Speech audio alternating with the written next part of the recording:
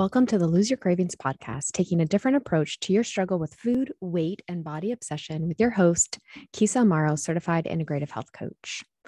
Welcome back, my friends. I'm Keysa Amaro, and I help ambitious women transform their negative body image and obsession with weight into body confidence so that they can show up fully in their life and their career.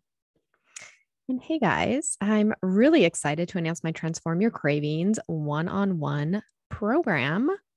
So if you want to take this topic that we discuss on the podcast and really take it to the next level so you can stop yo-yo dieting once and for all while finding peace around food and body confidence, then I invite you to work with me through my Transform Your Cravings program. Through the program, we find the root cause of your emotional eating, your overeating, and poor body confidence, and transform that into a healthy relationship with food so you can leave the drama behind, leave the yo-yo dieting behind, leave the cravings behind, and maintain a healthy weight for good. If you are interested in working with me one-on-one, then book a call with me, and you can find my link in the show notes. Okay, my friends, on to the topic of the day, and that is food blame. And this kind of transformed or mutated from food blame to just blame. So what do I mean by food blame? What I am referring to is what you blame your overeating on. So what do you blame your overeating on? Is it your personality? Is it the food just is too tempting? Do you feel out of control and think that your brain is missing an off switch? Does your partner bring home food that you just can't resist? Is it the diet? Is it the cake at the party or the ice cream in the freezer? What do you blame your overeating on? Okay. Oftentimes, when I start working with clients, they share with me a host of reasons why they are overeating, and they usually include one of the above. They blame their overeating on external factors, things that are out of their control. Now, when you do this, you give your power to the external factor, to the spouse, to the cake, to the diet, to the food. You become the victim in all of this, and it makes you feel powerless to your eating habits, right? You feel powerless around food, around the situation. This is when you feel out of control around food, like you just can't stop. You just can't stop yourself because there was ice cream in the freezer, or your diet is too restrictive, or it doesn't work. Now you're probably saying, but Keysa, this is the reason I overeat. There is cake and I just can't stop. If I could just never have cake around me, I would be okay. And yes, this seems true for you. You believe that you overeat because of the cake, because the cake was at the party and you just couldn't resist it. It was just too tempting. But I want to challenge and liberate you when it comes to your relationship with food and overeating or giving into your cravings.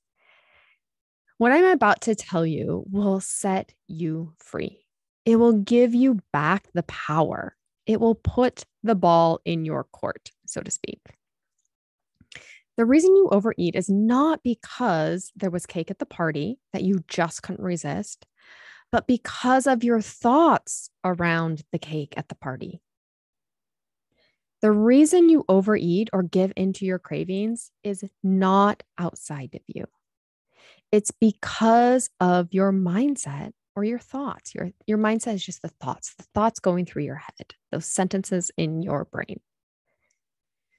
So you head to a party and there is cake there, your favorite kind of cake. Just imagine whatever your favorite kind is. And if you don't like cake, imagine something yummy and delicious that you just love, right? And even better, it's homemade, right? Now, the cake is just cake. It doesn't do anything. It's neutral in all of this. It just sits there on the table. It doesn't whisper sweet nothings to you or demand that you eat it. It doesn't tease you or taunt you. It just sits there on the table. That's it. So the cake is not the problem here. It is not what is causing you to overeat or give in to your cravings. It is your thoughts around the cake. Thoughts that might go something like this. That's my favorite type of cake. It's so good. I really want some cake. It will taste so good. That cake is just what I need. I really want it, but I shouldn't have any, but I really want it. That cake will make me feel better. That cake will make me fat. So I shouldn't have any, but it will taste so good, but it's going to make me fat. So I shouldn't have any. I wish I could just have some cake and not gain weight.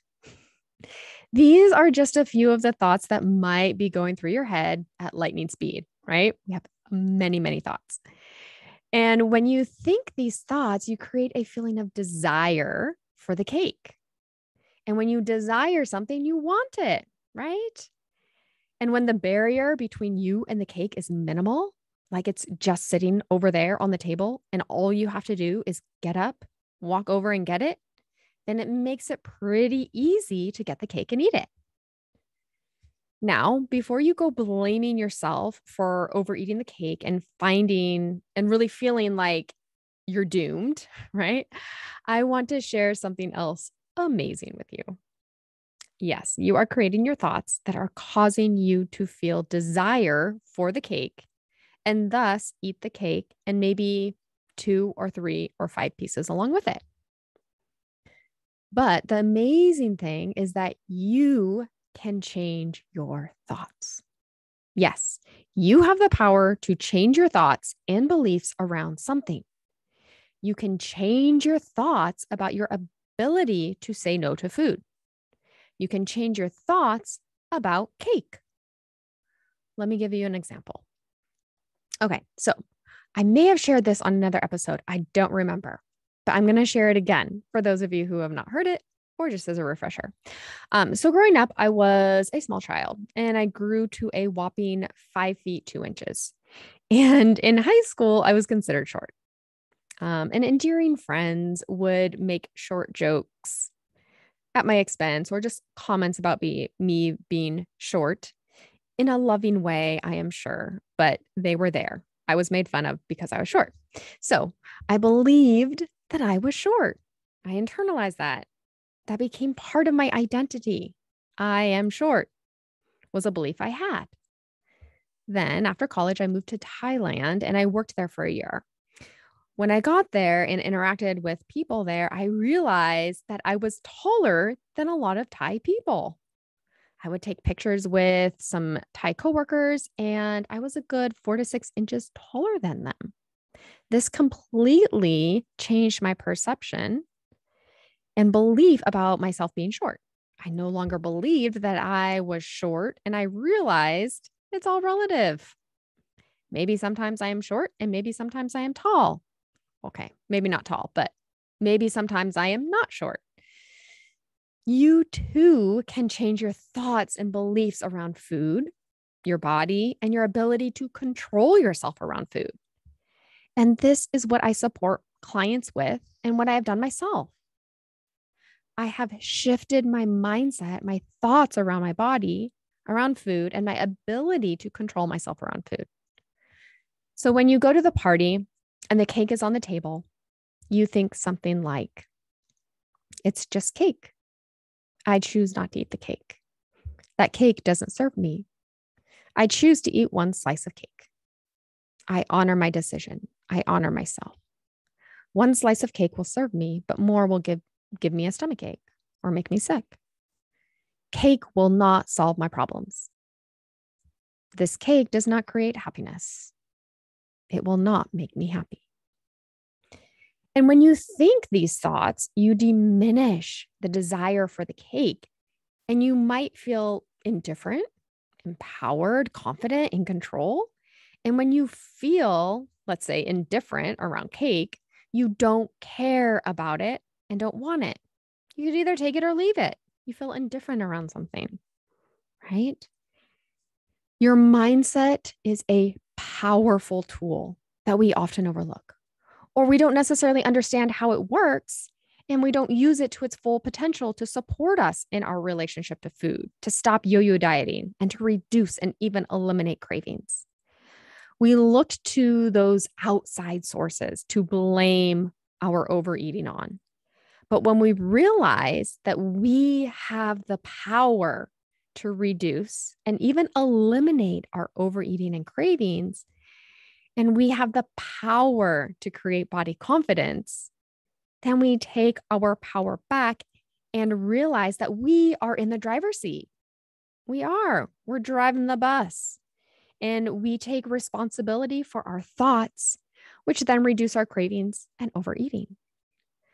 So I want you to take a look at who or what you are blaming your overeating on, or blaming your giving into cravings on, right? What is it? If it is an outside source, I want you to get curious about your thoughts around food and your body. Do your thoughts create a feeling of desire or deprivation for food? You are overeating, or food you are craving, and thus you overeat them or give into your cravings, right? So examine them, examine your thoughts, get curious and see if they serve you or not. If they don't, change them, shift them, and see how your feelings and actions towards food shift as well. Okay, my friends, this is all I have for you today. If you like what you heard on this podcast, I invite you to head on over to iTunes and leave an honest review. This helps us show up higher on the search results, and therefore we can reach and help more people. Or better yet, share this episode with somebody you love. I'd greatly appreciate it.